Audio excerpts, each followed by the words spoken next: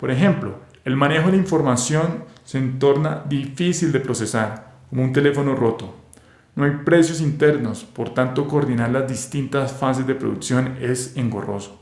Son los llamados costos administrativos. Desaparece el conocimiento, compromiso y motivación local tan fundamental para que las cosas marchen bien. Se torna exageradamente burocrático. La jerarquía es muy rígida que lleva a volver a la organización en un pesado paquidermo. De ese modo, la organización es poco resiliente y no se adapta con fluidez a los cambios del entorno empresarial. Normalmente los fabricantes de carros, chips, microprocesadores, tecnología, son unas cuantas empresas que compiten muy poco entre sí o buscan la cartelización. Realidad que no ha escapado el campo tampoco. En la situación agraria es clave entender los costos de agencias. Estos son los que implican la vigilancia del trabajo. Para ello deben contratar personal que ejerza funciones de capataz. Por eso se dice que en igualdad de condiciones el pez chico se come al pez grande. Entonces, se favorece el tamaño gigante de las compañías no por la eficiencia económica, eso es una falacia, sino porque permite coordinar mejor con el Estado en la búsqueda de la renta de la tierra y en obtener ganancias. No fue el expresidente Obama quien brindó los paquetes de estímulos a las empresas automotrices General Motors, Ford, entre otras, cuando quebraron en el año 2008. Otro ejemplo, también del sector automotriz, es cuando quemaron criminalmente los tranvías en los Estados Unidos en los años 50 para favorecer a los fabricantes de buses e imponer este modelo de movilidad en las ciudades. Incluso en la ciudad de Bogotá, Colombia, tuvimos para la misma época y beneficiados nuestro propio alcalde pirómano de tranvía. Recordará el lector el saludo marcial, donde con una mano el deportista agarra la otra que está en un puño cerrado, símbolo de fuerza. Pues así es como funcionan los equipos oligárquicos para poder buscar rentas y obtener ganancias.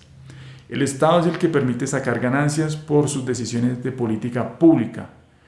No es cierto que la mera competencia entre capitalistas lleva a la centralización y concentración de capital. No es cierto que las relaciones económicas sean el motor de la historia, como pretenden explicar los teóricos proclives al determinismo económico. De hecho, antes del capitalismo concurrencial que describió Adam Smith, el mismo sistema comenzó monopolísticamente con las compañías de Indias para explotar las distintas colonias europeas en el mundo. En otras palabras, los oligopolios siempre han sido la forma más fácil para coordinar desde el Estado, el puño visible, obtener ganancias de las actividades económicas. Por eso en el campo se favoreció la tenencia de la tierra en manos de los latifundistas, porque igualmente facilita el trabajo político de la coerción con la cachiporra y el trabajo de dirigir la producción económica. Hoy en día toma la denominación de puertas giratorias, donde las personas ocupan puestos gubernamentales y luego ocupan plazas en las juntas directivas de las compañías. En Japón, controlaron los distintos sectores de la economía con los Zaibatsu, hoy con los Keiretsu. Esto lleva a profundas ineficiencias sociales. Los economistas llaman a esto costo de oportunidad, es decir, a lo que se renuncia para obtener algo. Lo podemos ver que se quema gasolina de los tanques no como precursor para la producción misma, sino para que se puedan acumular ganancias. Siguiendo una analogía con el ciclismo, se presenta como un falso ritmo donde se pone a la cabeza, pero no es lo que más le conviene a la sociedad, porque crea más daño ambiental, injusticia social y el derroche económico. Dado un esfuerzo y el costo social, el nivel posible de producción debería ser más alto, tanto de bienes industriales como los agropecuarios. Sin embargo, se privilegian unas formas tecnológicas y políticas para poder apropiarse de las ganancias. Caso E. El Estado dueño de los medios de producción. Fue suficiente por ahora ver el número de empresas, un tamaño propenso al gigantismo, facilitando la coordinación intraadministrativa, sino confabularse con el poder público para obtener lucro. Pero el caso del autoritarismo de Marx está más cerca del caso de los monopolios, es peor, lo agrava aún más. Al promover que el Estado se convirtiera en dueño del capital y la tierra, buscaba centralizar todos los medios para producir, entre otras razones para evitar la anarquía de la producción y el monopolio sobre ellos recaería en el Estado bajo la dictadura del partido de sus afines. Se suponía que un cuerpo de tecnócratas, una élite por fuera del proletariado, serían encargados de administrar los recursos a favor de todo el mundo. Sin embargo, no cayó en cuenta las dificultades que eso genera. Él veía con buenos ojos la centralización y concentración del capital en manos burguesas, el establecimiento de grandes centros de producción y pocos propietarios porque adelantaba el trabajo de la revolución. Pensaba que obtendría los mayores rendimientos fruto de las economías de escala, o por lo menos serían rendimientos constantes a escala. A priori, no había problema alguno. Hemos visto que no es así.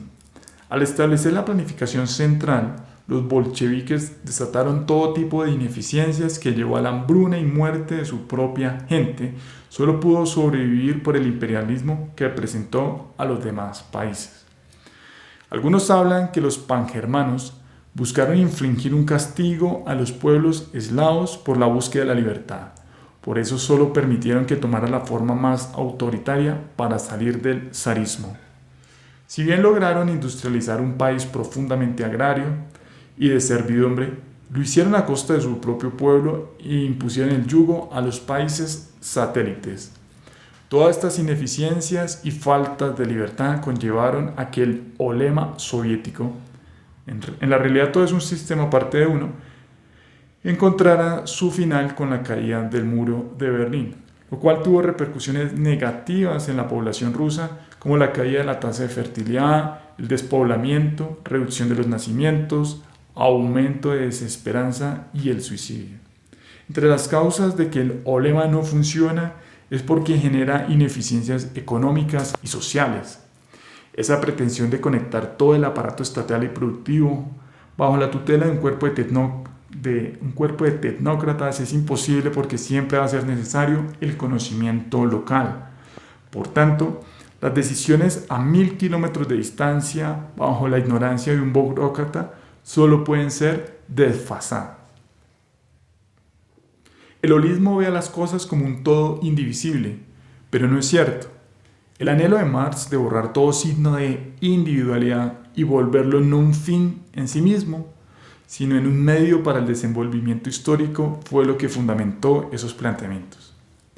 Como expresa el Premio Nobel de Economía Amartya Sen en el año 2000, no basta con los resultados totales, lo que se obtiene, sino la capacidad de decidir, aun cuando sea el mismo resultado. Esto lo llama resultados globales.